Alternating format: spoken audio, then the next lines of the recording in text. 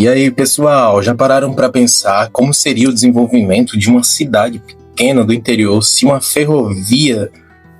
Eu esqueci, velho. Passasse por dentro dela. É porque tem que falar de trem, né? Ferrovia e o seu trem passando por ela. Isso aí, se um trem passasse por dentro dos limites aí do seu território, e foi isso que quase aconteceu aqui na cidade de Fátima, na Bahia. Eu sou o Diego. E eu sou o João Vitor. E nós vamos fazer aí o percurso, tentar fazer o percurso aí dessa provável quase linha de trem que ia passar por aqui. E ela passa por grande parte do nosso município, inclusive de outros vizinhos. A gente pegou uma pequena parcela dela, se for em porcentagem, cerca de 3% do total dela, que a gente conseguiu ver. E algumas construções em concreto, paredões, algumas modificações que estão até hoje aí na natureza, né, nos territórios dessas cidades. Literalmente nós vamos seguir aí os vestígios mesmo que ficaram aí, né? A terra que foi escavada, os paredões que foram construídos aí com cimento, entre outros vestígios que a gente vai localizando aí no decorrer. Aqui, por exemplo, nós estávamos sobre um levantamento de terra, um nivelamento, não é isso? Uhum. Por onde ia passar aí a linha de trem. De um lado a gente tem uma ribanceira, do outro a gente tem uma ribanceira e a linha do trem provavelmente iria passar aqui por cima. E isso não é uma construção natural. Isso foi construído manualmente, né? É interessante que a gente vê em algumas partes umas pedras que eles colocavam intercalando, né, com o terreno da localidade. Existia uma logística toda de reaproveitamento e também de limpeza, né? Porque nessa época, que foi meados de 1950, se eu não me engano, existia muita mata ainda, né? Como é que fala? Mata fechada, né? Isso. Da caatinga. A mata natural, né? Que hoje em dia existem muitos pastos. Não é como a gente está mostrando hoje, né? Era uma obra muito mais complicada de se fazer. Então eles meio que, como o João Vitor falou, aproveitavam aí desse relevo para que o trem tivesse embalo, enfim, para as coisinhas aí de ferrovia e de trem, né? Eles eram muito espertos, apesar de ser mata fechada, né? E é interessante que hoje em dia a gente consegue ver, né? A gente estava procurando por meio de relatos e não achou em alguns pedais que a gente fez, que a gente consegue ver por meio de satélite, justamente por todo ao redor ser feito de pasto, de milho, tem uma cor específica, e onde passa esse paredão tem uma vegetação, porque ninguém tem interesse de plantar nessa região, porque não dá para plantar, né? Aí as matas nascem e no GPS, quando a gente olha de cima, a gente vai deixar algumas fotos, já deixamos, né, algumas fotos aí no início. Tem algumas curvas que elas ficam muito aparentes, né, pelo GPS. E é interessante que existe um padrão. E aí foi por meio disso, né, desse GPS que a gente, do Google Maps, né, que a gente conseguiu encontrar esse padrão, né, nas regiões, né, daqui. É isso aí, pessoal. E aí a gente vai trazer alguns outros pontos aí dessas construções. Alguns pontos com mais vegetação, outros pontos com menos vegetação. Inclusive, a gente estava olhando depois, né, dessa pequena exploração que a gente fez, existem pontos dentro da mata, de restos de mata fechadíssima. E aí aqui tem um escoador, né, para que a água não se acumulasse dos dois lados aí. No caso de um dos lados da construção aí, da elevação de nivelamento aí dos trilhos, né? Da ferrovia, isso. E aí é interessante que, pensando nisso também, logo mais, né, à frente, a gente vai mostrar um pouquinho do trecho, né, do livro, Isso. que fala sobre um fazendeiro dessa época, que ele tentou fechar, ele fechou, na verdade, até hoje a gente tem algumas imagens, fechou esse paredão, esse escoamento de água, e usufruiu desse paredão que foi construído com esse objetivo de passar o trem para fazer uma barragem. E, além do mais, ele também cavou na parte onde acumularia água. E logo mais, Diego vai falar um pouquinho, né, vai ler o trecho desse livro que explica um pouco mais essa história. Isso aí, livro aí do professor Moisés, né? Professor aqui, pesquisador da nossa cidade. Livro muito bom, por sinal. Então, pessoal, era uma construção, né, João, monumental. Para a época, eu particularmente considero uma construção monumental. A gente viu aí crateras muito profundas, né? E aí lá, no próximo vídeo que a gente for postar, lá pro lado da Serra Velha, tem uma das maiores crateras que a gente já viu.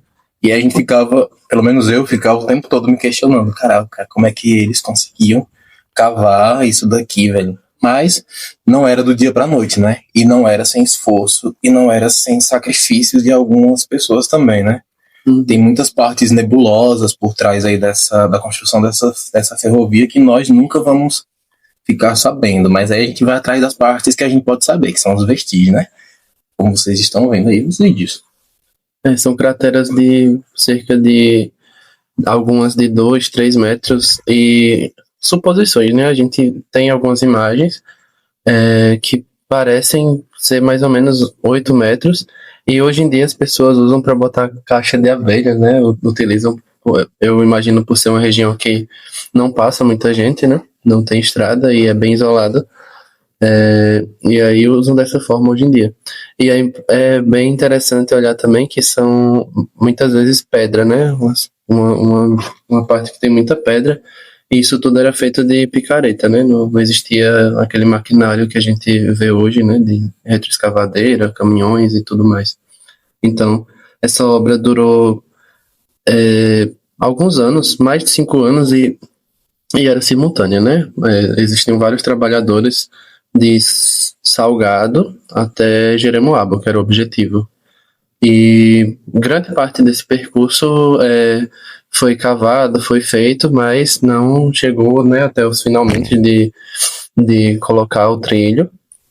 Isso também é uma coisa que a gente pensa um pouco, né? Se a gente não tem essa informação, mas a gente supõe que algumas pessoas aqui da região têm pedaços de trilho, né? A gente também está com essa pulga atrás da orelha, que a gente também vai investigar mais à frente, e se realmente chegou ou se não, mas é isso, né? A gente vê aí o final do um nivelamento, né? Que foi uma escavação feita e em alguns pontos do outro lado também tinha. É como se eles fossem, na verdade, eles planejavam se encontrar, né? Existe toda uma engenharia por trás e é interessante pensar isso, né? De uma obra de 70 anos atrás existia toda essa coisa simultânea, né? Se pensar, não tinha essa tecnologia que a gente tem hoje em dia, né? De GPS e tudo mais. Então era tudo muito bem planejado. Isso. E não só essa questão da tecnologia, de GPS, das engenharias, enfim, né? Mas a questão da mão de obra, né? Porque hoje a gente nós tem um maquinário aí que se for para abrir uma montanha, a gente consegue abrir aí em pouco tempo. Nesse caso aí era todo feito a picareta, Um carrinho de mão. a carrinho de mão, um banguê, seja lá o que fosse necessário. E eu acho interessante a gente falar que quando a gente fala em nivelamento, a gente pensa que assim, às vezes, talvez a gente pense que seja nivelar assim, que nem a gente viu aquela bancada, essa que está sendo mostrada aqui de nivelamento, que ela fica plana, e aí ela tem ribanceira de um lado e ribanceira do outro. Só que aí João tocou num ponto importante. Quando a gente fala de nivelamento, também a gente está falando da parte que passa por dentro da terra, que você abre uma cratera para que o chão fique nivelado aí de acordo com o percurso do trem, né? Uhum. Porque não é interessante para o trem passar, né, por grandes elevações. Na verdade, não tem como, né? Existe um limite estrutural. Tanto é que as curvas são gigantes, né? Não são curvas que são feitas por um carro. Não dá para fazer um retorno assim numa parte pequena. Ele tem uma curva de 1 quilômetro até mais.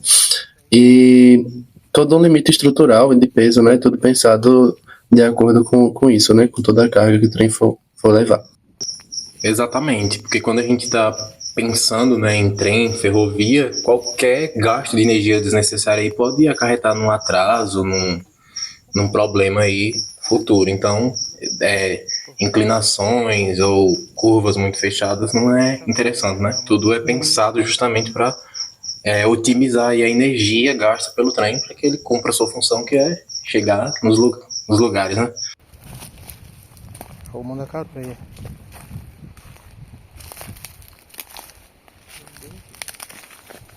foi o estouro. Nós fizemos aquele cabecinho, mas escavado embaixo era perigoso.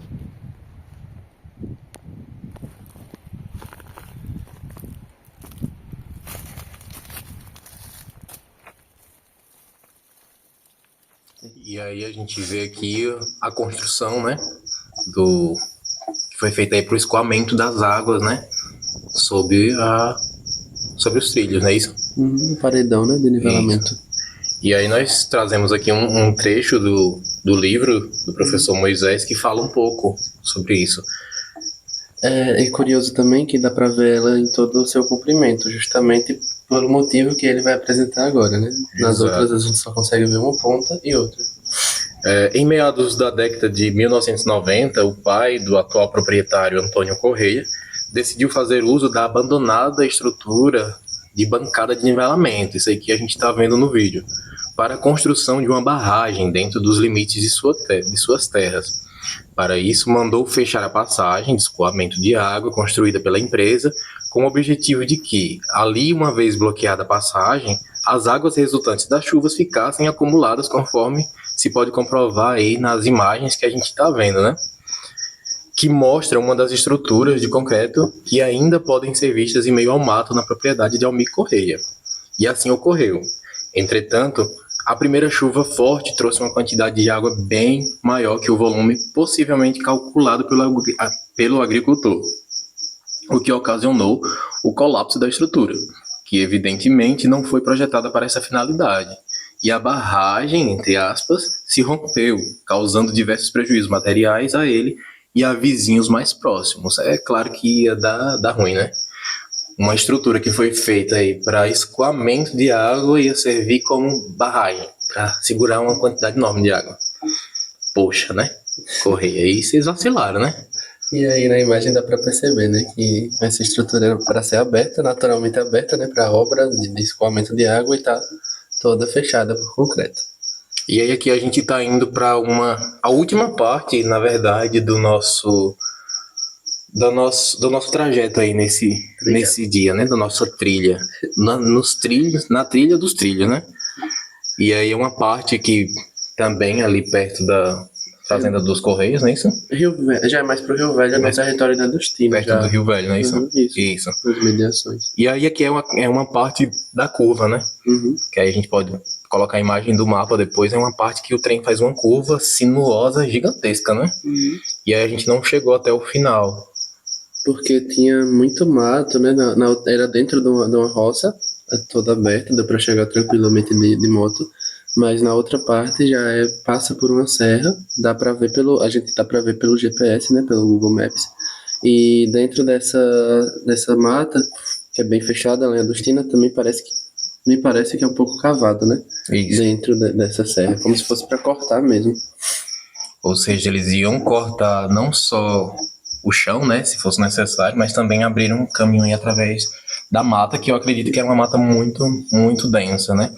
E aí aqui nessa bancada de nivelamento, pode ser chamado assim, né, que nem está no livro do professor Moisés, essa bancada de nivelamento aqui, ela contém muitas árvores.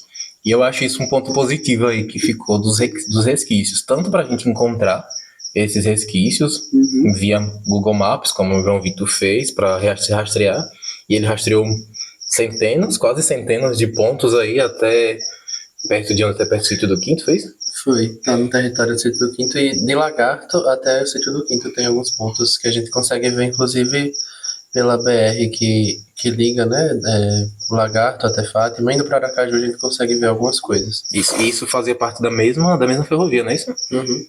Então, e aí voltando, né, uma parte interessante dessas bancadas de nivelamento é que elas não são úteis para o cultivo, elas não servem. E aí daria muito trabalho, até a gente estava comentando que daria muito trabalho para os donos das terras desfazerem isso, ter que pagar um maquinário tremendo, gigantesco. Então elas ficam. E elas foram feitas para aguentar peso, para durar, né? Para durar para sempre. E tanto é que elas estão aí, né? E aí elas abrigam muitas árvores. E aí eu achei isso muito bacana. Tipo, tem aroeira, tem quixabeira, tem catingueira, algaroba, um monte de... Gravatar também. Gravatar, encol, um monte de árvore. E aí o máximo que os proprietários fazem é isso daqui, ó. Eles colocam cercas. por cima das bancadas de nivelamento. Agora, desfazê-las, eu acho que seria um trabalho aí impensável. Mas sempre lembrem que existe, ou existiu, um Correia que tentou fazer uma barragem aí com a bancada de nivelamento. Então, a gente não dá para saber se no futuro alguém não vai tentar desmanchar aí essas bancadas de nivelamento, né? Hoje em dia é inviável, né? Mas a gente não sabe com as tecnologias e o maquinário, né? E a cabeça doida do povo. A coragem. E aí a gente já tá chegando no final, né, da nossa trilha. Nessa parte a gente tava passando por baixo de algumas árvores com espinhos, acho que eram algumas juremas, né? Não sei se era jurema. E arranhei um pouquinho. E tava um sol bem forte já, a gente tem passado um bom tempo. Mas ainda assim tem alguns suspiros, né? Que são essas árvores, assim. E nessa parte a gente também encontrou outra estrutura, né? De escoamento de água. E dá pra ver completamente, ela não tá nem um pouco entupida, né? Nem bloqueada propositalmente. A gente consegue ver de um lado a outro. E é bem interessante também que quando a gente tava lá embaixo, a gente fez meio que um telefone sem fio, né? Transporta o som de um Isso. lado para outro. Cerca de 20 metros, 30, varia um pouco, né? Dependendo da localidade. Então, eram estruturas que foram feitas aí para durar para sempre, né? Se realmente tivesse sido finalizada essa ferrovia, ela estaria ativa aí. E aí, voltando para a pergunta lá do começo do vídeo, como seria? Consegue imaginar como seria a nossa cidade hoje, aqueles povoados ali vizinhos, se a ferrovia tivesse sido concluída? E o desenvolvimento seria outro, né? Passageiros também, a gente pode pensar nisso, né? A questão de viajar para Paulo Afonso, porque ela ligaria para Jeremoabo para também depois prosseguir, se salvo engano, para Paulo Afonso, onde nessa época já estava pondo em prática, né? A Chesf e tudo mais. E o litoral sergipano, né? É uma coisa muito interessante, né? Muito tempo de viagem de ônibus seria poupado, né? É um projeto grandioso para a época, né? E que não teve aí sua conclusão. Aqui, né? Estamos mostrando Embaixo, né? Daquela parte que a gente tava. as construções de escoamento, né? Para não deixar a água ficar acumulada nem de um lado nem do outro. E aí é uma construção muito resistente. Enfim, uma construção muito grandiosa, um projeto muito grandioso que infelizmente não chegou ao fim, mas fica aí o questionamento. Eu acho que nossa cidade seria completamente diferente. Talvez a gente não tivesse nem aqui gravando esse vídeo, talvez a gente tivesse aí trabalhando na linha de trem. Seria o nosso normal, né? Na verdade. Seria, a gente nem estaria pensando nessas curiosidades. Exatamente, mas aí a gente vai atrás de mais curiosidades e a gente vai trazer aqui pro canal. Curtam, compartilhem, aquelas coisinhas lá que tem que fazer no YouTube, né? E na descrição do vídeo vai ficar uma listazinha do Google Maps, de todos os pontos, né, que a gente encontrou pelo Google Maps, não que a gente passou, alguns do que a gente passou. E é isso, as obras inacabadas da Ferrovia Leste. Tchau, tchau.